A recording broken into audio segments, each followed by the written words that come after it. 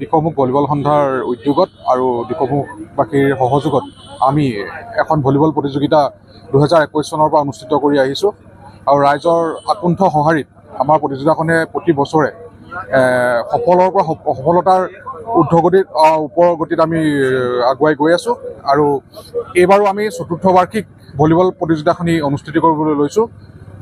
প্ৰয়াত শিক্ষাবিদ গঙাই মিলি আৰু কুণ্ডিল তাইৰ সোঁৱৰণত আমি চতুৰ্থবাৰৰ বাবে ভলীবল প্ৰতিযোগিতাখনি আমি অনুষ্ঠিত কৰিছোঁ। ইয়াত আমাৰ অসমৰ বহুকেইটা আগশাৰীৰ ভলীবল দলে অংশগ্ৰহণ কৰিছে।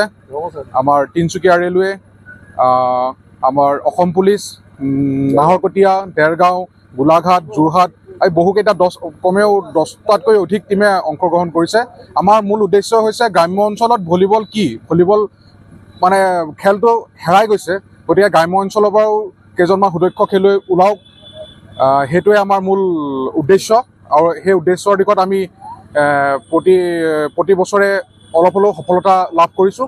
গতিকে আমি সমূহ ৰাইজক, দিখৌমুখবাসী ৰাইজক আমি ধন্যবাদ জনাইছোঁ। তেওঁলোকে আমাক পূৰ্ণ সহযোগিতা আগবঢ়াইছে প্ৰতিটো বছৰে।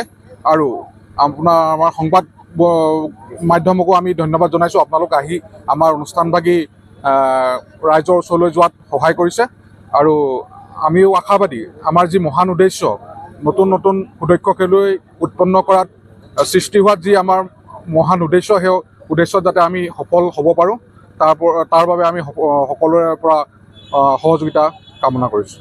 ধন্যবাদ।